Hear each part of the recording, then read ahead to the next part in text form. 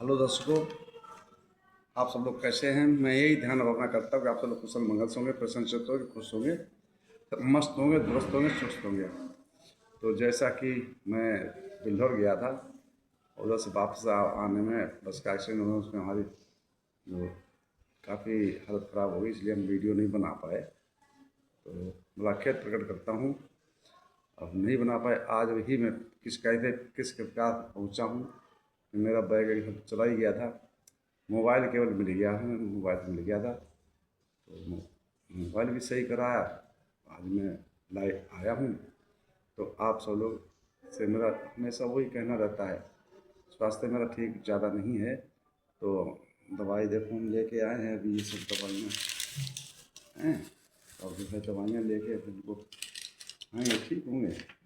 तो मैं थोड़ा ज़्यादा नहीं बोल पाऊँगा क्योंकि स्वास्थ्य गड़बड़ है। तो जैसा कि हम लोगों की दंपति की गाथाओं का पाठ चल रहा था, वो रुक गया था अभी 10-12 दिन से, कि मैं फंस गया था ऐसे। अब मैं कैसे कैसे आया हूँ ये मैं बयान नहीं करूँगा। जैसे भी आया हूँ ठीक है। अब अपने बुद्ध विहार पहुँच गया हूँ।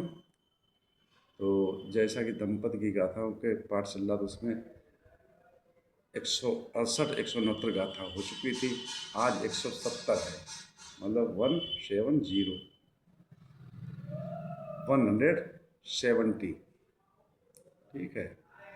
और जो है लो लोक वर्ग की चौथी है, ठीक है, लोक वर्ग की चौथी है। तो मैं इतना शरीर सही नहीं है, तबीयत ठीक नहीं है, तो इसलिए मैं ज़्यादा ना कह करके यही तो कहूँगा कि फॉलो सब्सक्राइब करो न करो, ये तो आपकी मर्जी है, पर ध्यान लगाकर, चित्त लगाकर, मन लगाकर, दिमाग लगाकर, माइंड लगाकर सुनते रहो, बस यही हमारी अर्जी है, बस यही हमारी अर्जी है, बस यही हमारी अर्जी है। तो मैं आज आप लोगों को पढ़ के ही सुनाऊंगा, क्योंकि मैंने तबीयत भी ठीक नहीं है और मैं बैठने में भी तकलीफ हो रही मुझे। मैं तो ये सोचता लेट के बनाऊँ, लेकिन नहीं, फिर भी आप लोगों से बहुत लगाव है हमें, और आप लोग हमसे जुड़े हैं, हम आपसे जुड़े हैं कि आपकी मेरी धर्म की बात को सुनते हैं, भगवान बुद्ध की वाणी को, जो उनके मुखारविंद से वचना मतलब दिए गए, उनको श्रवण करते हैं, उन्हीं को मैं बोलता हूँ। तो आप लोग की सेवा में हाजिर हूँ।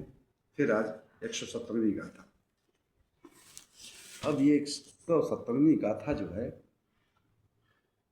किस समय, किस जगह और किस कारण तथागत समय बुद्ध ने इस गाथा को उपदेशित किया, हम वहाँ पर चलते हैं। आवाज़ मेरी कम निकल पा रही होगी, तो आप थोड़ा अपना वॉल्यूम बढ़ा देना, क्योंकि मेरे तो भाई हिम्मत है ही नहीं। तो एवं मैं सुतंग एकंग समयंग भगवा सावथियंग विहरति जेत बने अनाथ पिंड से आरामी।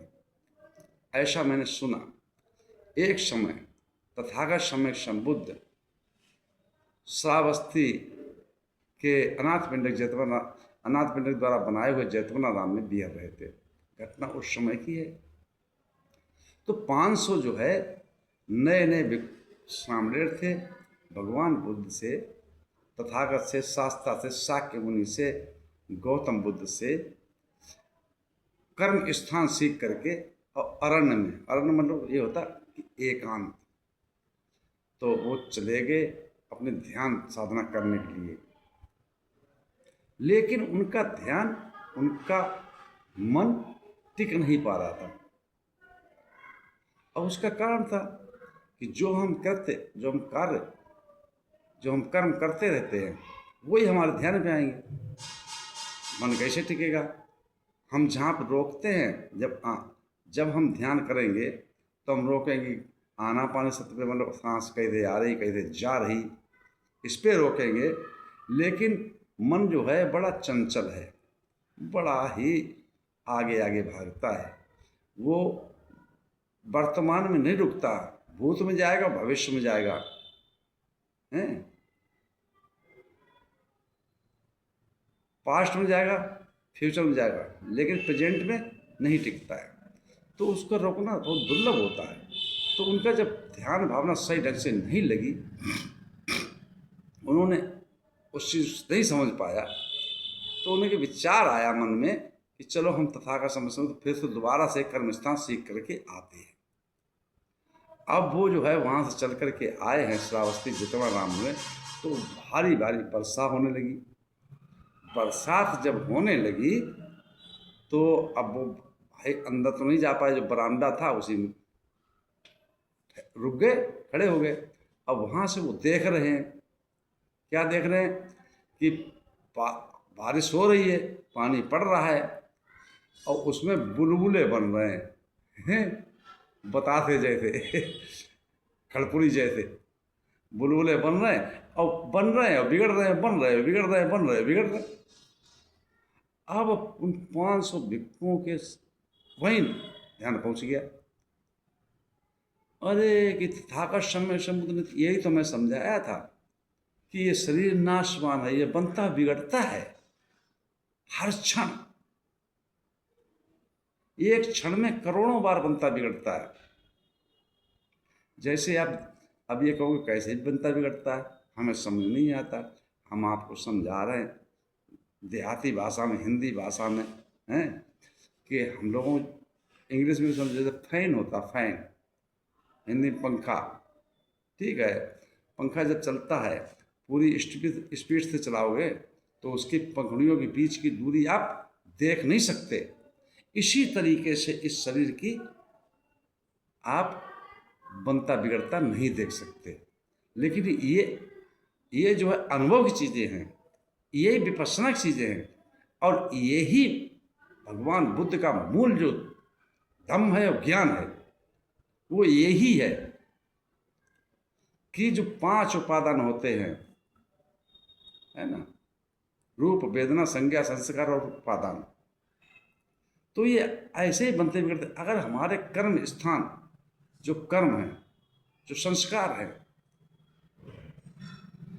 जो कृत्य हम करते हैं, तो उसी के अनुसार हमारा भवचक्र बनता है। क्या बनता है? भवचक्र, आवागमन का रास्ता बन जाता है।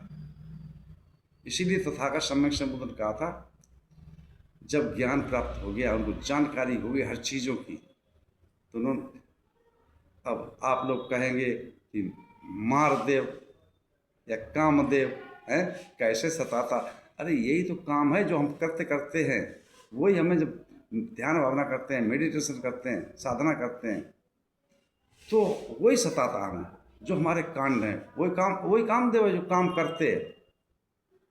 कामदेव का ही मतलब काम करते, जो वही करते हमारे मन में आते, और उन्हीं की वजह से हमारा ध्यान नहीं लगता। तो उन्होंने कहा अनेक जात संसार संदा विसंग अनिविसंग गय कारण गवे संतो दुखा जुत्पन्न। हे दुख को देने वाले कामदेव को मैंने जान लिया है, पहचान लिया। अब तुम दोबारा घर नहीं बना सकते, हाउस नहीं बना सकते, मकान नहीं बना सकते, भवन नहीं बना सकते, क्योंकि हमने वो सारी कड़ियां छीड़ कर दी हैं। ईंट, गारा, सीमेंट, गिट्टी, सारी चिड़ियों को हमने सारी कड़ियों को खत्म कर दिया। क्यों? उसमें हमारा लगाव ही नहीं रहा। जब हमारा लगाव नहीं रहेगा, चपकाव नहीं रहेगा, मोह नहीं रहेगा, लोभ नहीं रहेगा, लालच नहीं रहेगा, ईर्ष्या नहीं रहेगा, दोष नहीं रहेगा, तो ये 10 भगवान को उसके 10 बल जो हैं वो यही है, वही 10 बल थे। आपके पास भी वो दृष्टि आ जाएगी जब आप, और मन तभी शांत हो सकता है। कब? जब आप अपने मन के विकारों को निकाल देंगे। अन्यथा आप ना मेडिटेशन कर सकते हैं, ना ध्यान भावना कर सकते हैं, ना साधना कर सकते हैं, ना आराधना। आराधना का मतलब होता है कि हम किसी आराधना, अरे किसी आराधना,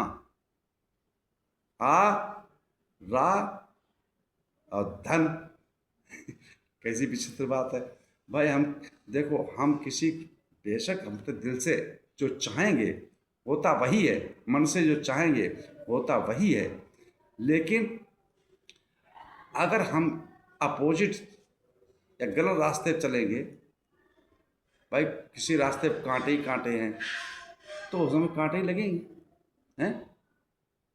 तो हम सही रास्ते क्यों नहीं चुनते, हम सही मार्ग को क्यों नहीं चुनते हैं, हम अपने माइंड को फुर्निश क्यों नहीं करते। इसी उद्देश्य को लेकर के भगवान बुद्ध ने उनकी विचारधारा, तो उसी 500 भिक्षुओं को ने उस बुलबुलों को देख करके, बतासे खड़पुरी देख करके जो पानी बरस रहा था, उनको देख कर उन्हें समझ में आ गया कि ये संस्कार सारे अनित्य हैं। रूप वेदना संज्ञा संस्कार विज्ञान सब अनित्य है। तो हम क्यों, हमारा जब शरीर ही बेकार है, सारे संस्कार अनित्य हैं, तो हम अब तो हमारा सबका ध्यान लग गया, सबके कोई खड़े खड़े अर्हत हो गए।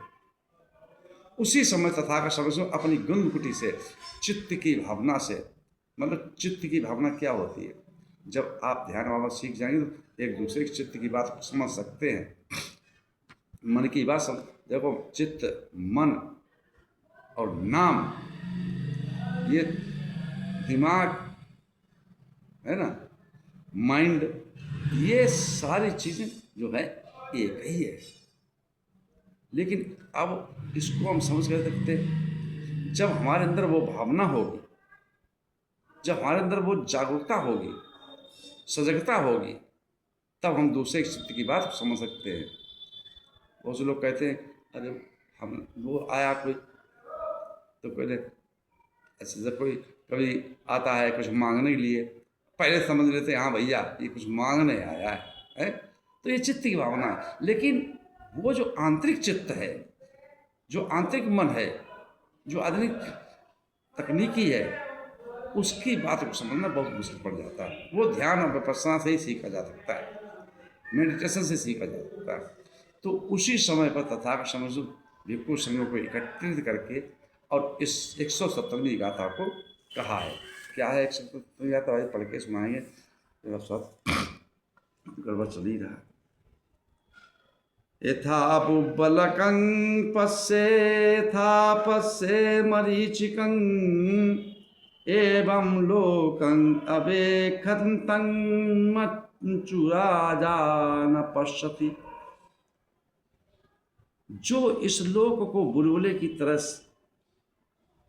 और मरे हुए मृग की तरह देखते हैं, है ना, उस ऐसे देखने वाले पर कोई भी यमराज प्रहार नहीं कर सकता। मतलब ऐसे लोगों को कोई मार नहीं सकता। जिसने इस अनित्य भावना को समझ लिया, उसको कोई पराजित नहीं कर सकता, कोई मान नहीं सकता। इसी के साथ मैं अपनी वाणी को विराम देता हूँ।